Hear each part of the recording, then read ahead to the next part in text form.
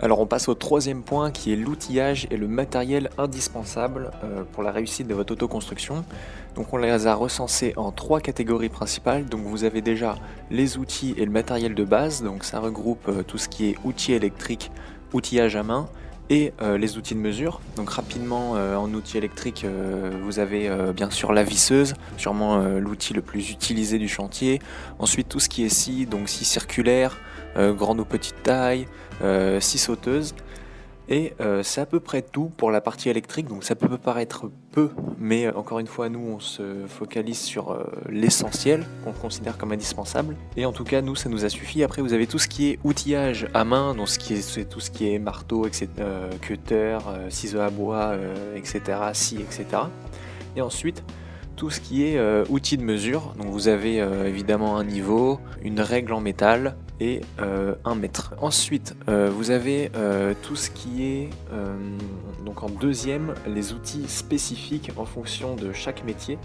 Donc là par exemple c'est uniquement des outils qui se réfèrent à une tâche précise. Donc par exemple si vous faites de la faïence pour la salle de bain ou le carrelage, vous aurez besoin d'une carrelette pour pouvoir découper le carrelage. Par exemple si vous êtes sur les réseaux électriques pour dénuder, donc c'est un dénudeur.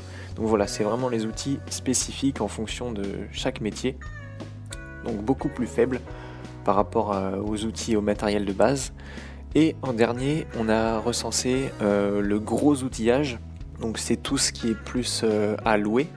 Donc ça peut être gros outillage comme engin de chantier pour par exemple le terrassement ou un peu plus petit mais quand même conséquent. Donc tout ce qui est lève-plaque. Donc pour fixer vos plaques de placo BA13 au plafond, donc avec un lève-plaque c'est très pratique, pas la peine d'en acheter un et vaut mieux en louer. Un aspirateur de chantier qui peut être très efficace pour nettoyer, ponceuse électrique ou encore un pistolet à peinture, etc. Et on termine un petit plus avec les indispensables et les matériels de protection individuelle. Donc qu'est-ce qu'on a dans les indispensables de chantier? Donc ce sont pas des outils mais ce sont des objets qui sont vraiment qu'on considère comme obligatoires. Donc vous avez déjà l'escabeau qui va vous permettre d'atteindre plusieurs zones pour peindre, etc. Vous avez la rallonge électrique, donc très pratique si vous avez un réseau électrique mais qui va pas par exemple à l'étage au bout de la pièce et vous avez besoin d'être éclairé, donc vous pouvez y ajouter une lampe suspendue pour pouvoir continuer à travailler par exemple pendant l'hiver, etc. Vous avez évidemment le cahier de chantier, on y reviendra aussi tout à l'heure parce que c'est un élément très important à tenir. Bien sûr la remorque, donc une remorque vraiment très important pour transporter vos matériaux. Nous on l'utilise tout le temps, même faire des allers-retours à la déchetterie.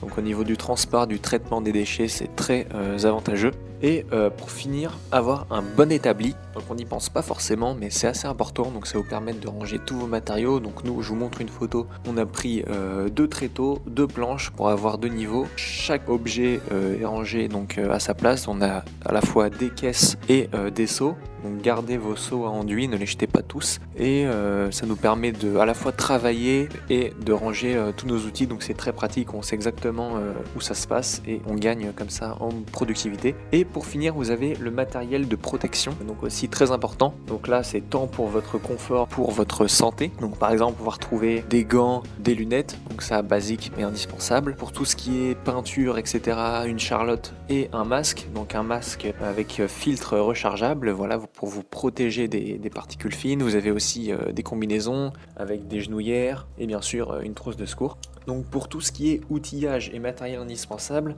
je ferai une vidéo spécifiquement sur la chaîne YouTube pour vous présenter dans un tableau les différents outils et aussi visuellement et vous dire à quoi ils servent et leur intensité.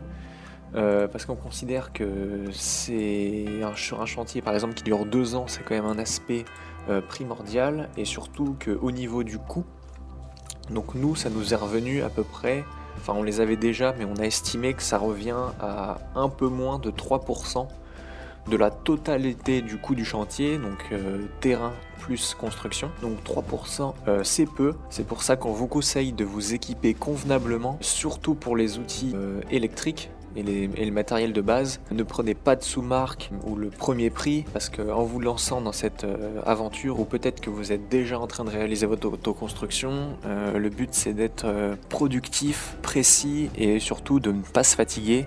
Et c'est en ça que serviront ces outils. Et ramener sur un chantier qui dure par exemple 2 ans, ce sera un très gros avantage et une bonne productivité. Alors, un autre point qui est indispensable, c'est l'eau et l'électricité. Le premier point, l'eau, dans la plupart des tâches, des travaux qui sont réalisés, on a besoin d'eau. Très souvent, on a besoin d'eau. Le plus simple et le plus efficace, c'est de faire une demande au service des eaux dès le démarrage de chantier. En plus de ce point d'eau qui se trouvera en limite de propriété, il faut prévoir d'amener cette eau sur le chantier. Donc on peut avoir une distance plus ou moins longue à respecter. Il faut pas oublier que tout ce système-là doit être hors gel parce que le temps de la construction prend généralement plus d'une année. Donc on a souvent un hiver, voire deux, où les installations sont soumises au gel. Et si tout explose à chaque fois, à chaque coup de gel, c'est pas extra. Une deuxième possibilité, parce que le coût d'un branchement n'est pas neutre, une deuxième possibilité, c'est de s'arranger avec un voisin qui peut nous passer de l'eau, ou de récupérer de l'eau de pluie, ou d'emmener des jerrycans d'eau quand les travaux qui sont envisagés ne nécessitent pas trop de besoin. Autre point, c'est l'électricité. Le plus simple, c'est un peu la même chose, c'est de faire appel à un concessionnaire, donc à ERDF, qui s'appelle maintenant Enedis, pour faire un raccordement, un branchement de chantier. Mais dans certains cas, c'est pas si simple, parce que le réseau passe pas à proximité, ou parce que tout simplement le réseau passe de l'autre côté de la rue, donc le compteur de chantier, lui, se fera là où se trouve le poteau électrique, et il vous faudra, vous, et sans compter sur ERDF, passer un câble depuis le poteau de raccordement sur un autre poteau qui se trouvera chez vous, et pas sur un arbre, sur un poteau. Il faudra passer ce câble-là, monter un poteau pour pouvoir avoir de l'électricité chez vous jusqu'à un tableau de chantier. Donc il faut aussi avoir un tableau de chantier qui est protégé des intempéries, sinon vous avez un court-circuit et plus d'électricité. Voilà, donc c'est pas forcément simple.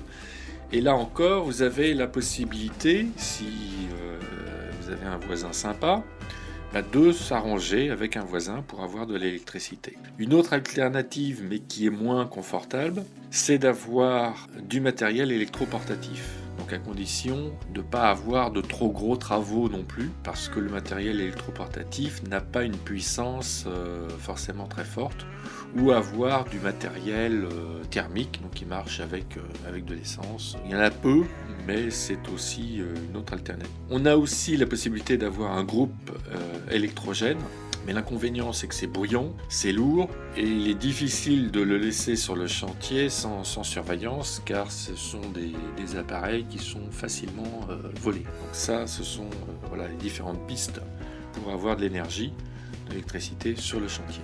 Alors les compétences. Alors voilà pour la partie 2, donc avec la partie 3, la suite, donc dans une autre vidéo, on verra les compétences techniques nécessaires et les travaux qu'il vaut mieux déléguer, car même si autoconstruire veut dire tout faire soi-même au possible, on verra qu'il y a certains travaux qu'on conseille de déléguer pour aller plus vite, gagner de l'argent, etc. Et ensuite, vous pouvez nous suivre aussi sur le sujet de l'autoconstruction, déjà sur notre page Facebook, où on évoque des petits sujets rapidement et on tient au courant de ce qui se passe sur YouTube et sur le blog au niveau des articles. Ensuite, sur la chaîne YouTube pour voir les guides et les autres vidéos sur l'autoconstruction, et le blog avec des articles plus poussés. Donc dernièrement, on a publié un article sur la mise en œuvre. Je vous invite à aller le voir et tout est dans la description juste en bas. Voilà, n'oubliez pas vous pouvez aussi vous abonner à la chaîne pour voir d'autres vidéos sur l'autoconstruction et je vous dis à bientôt.